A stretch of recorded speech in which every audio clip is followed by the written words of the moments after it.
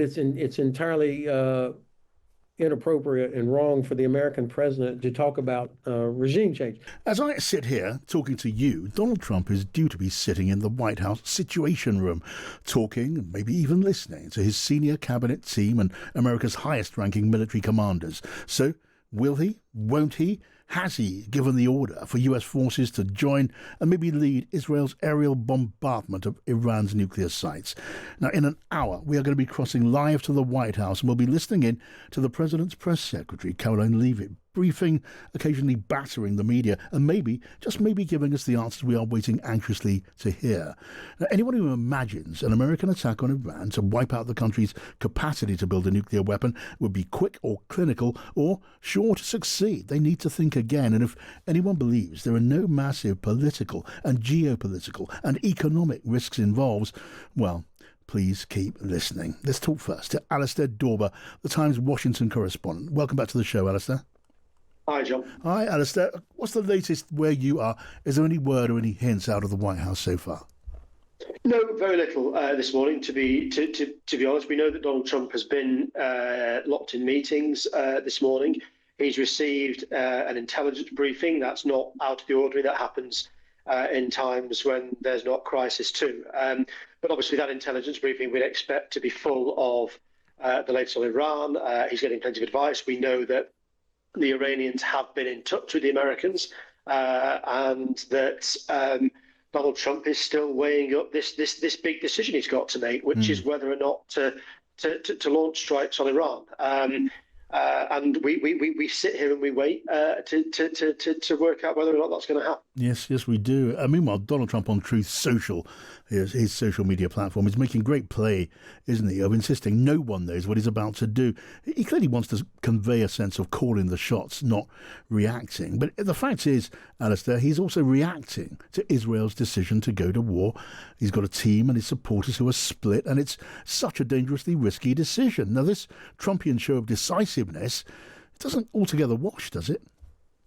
No, and if you think back now to the beginning of the week when Donald Trump, Keir Starmer and other major world leaders were in Canada, Donald Trump announced after the first day of that two-day meeting that he was heading back to Washington. There was something urgent and immediate and related to Iran that he had to look at. Now, that's 3 days ago. He's received lots of briefings. He's received lots of advice. We know that he's speaking to Benjamin Netanyahu every day, and no doubt being urged to act by the Israelis. But we still don't have a decision. Yes, Donald Trump has been pushing back against some media reports that have said he's made up his mind.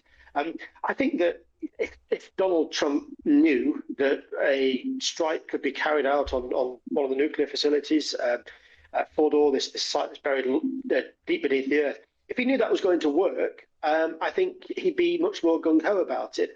I think there are doubts in lots of American policymakers' minds and Donald Trump's mind himself that it might not work. And I don't think he wants to launch this attack knowing that there's almost certainly going to be an Iranian reaction, probably to the scores of bases that the US have in the Middle East.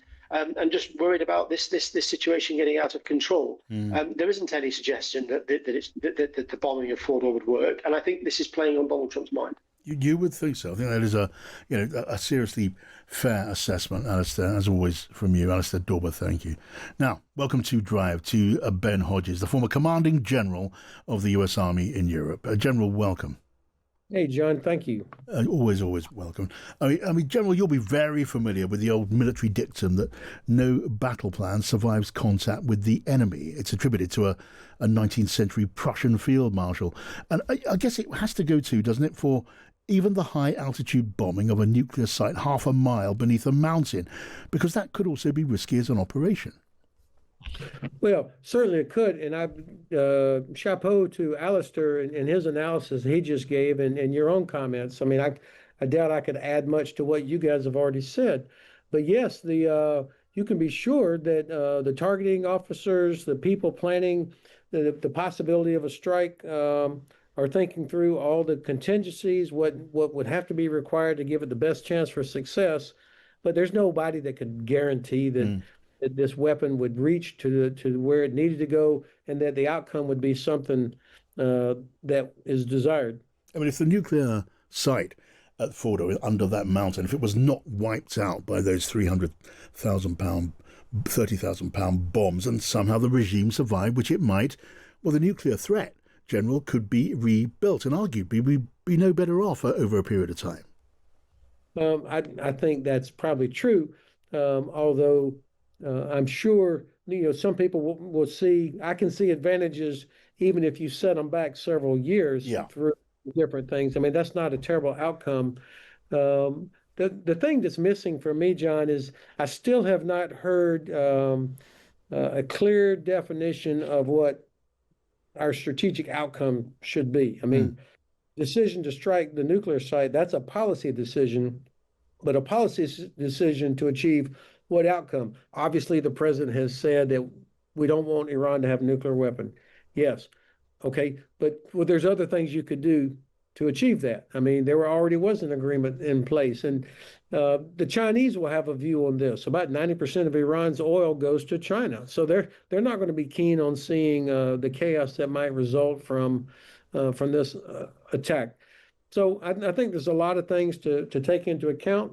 The one thing I'm very confident in is that U.S. Central Command and associated allies that would be responsible for any U.S. participation, they will be very well prepared. They'll have done everything they can to be ready, Yes.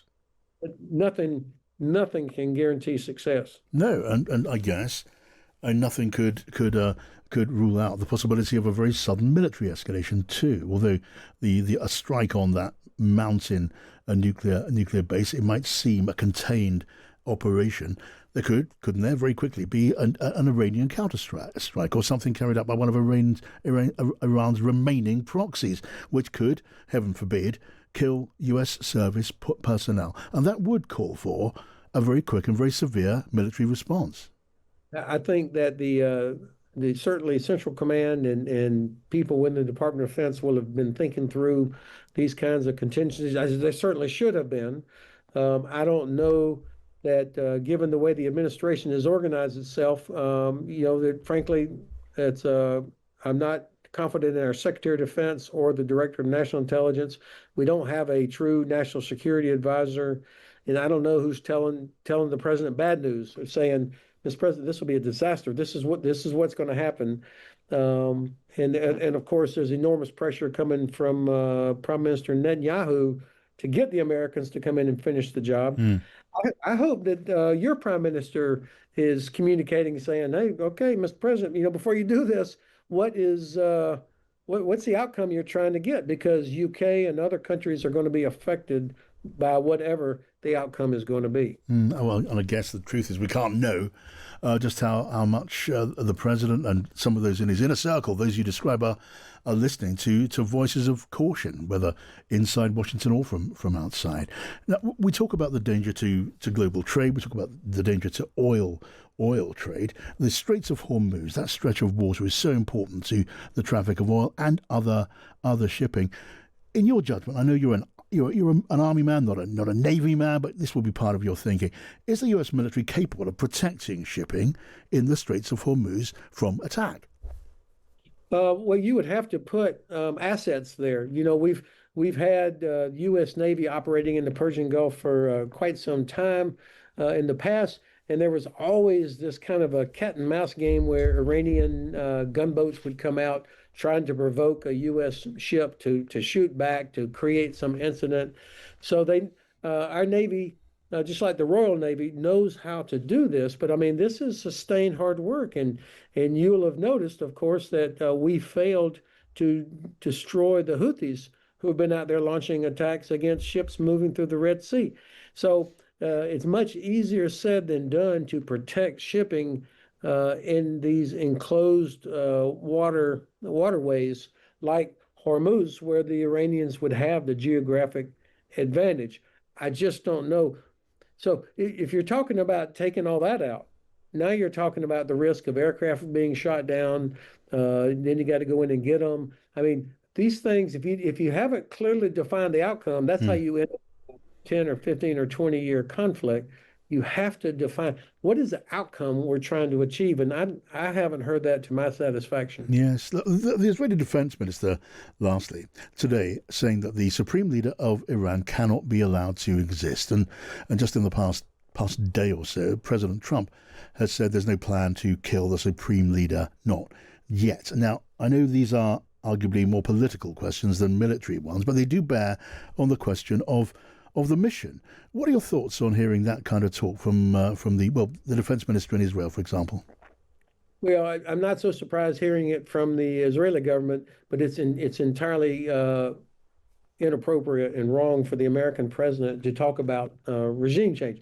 Look, I will not shed a tear if the entire Iranian regime is overthrown. Hundreds and hundreds of American Marines and soldiers have died because of them over the past decades, not to mention the suffering of Iranian people. But, we have a bad track record when it comes to regime change. It's difficult to guarantee a particular outcome. And I'm very uncomfortable with it. And I think for the president of the United States to talk openly about it is not right. Now, if the Iranian people, So why is it not right, General? well, it's illegal. I mean, you can't legally target the head of another government, no matter how detestable they may be. And we talk about sovereignty and international rules-based order. Iran, even though it's a government that most of us detest, it's still a sovereign country. And so we need to make sure that we are on solid ground to determine. I'm not talking about asking UN permission to do this, but what is the foundation for what we're wanting to accomplish? And I know I sound like a scratch record, but what's the outcome? I don't mean just getting rid of the Ayatollah. What comes after that? What is the outcome?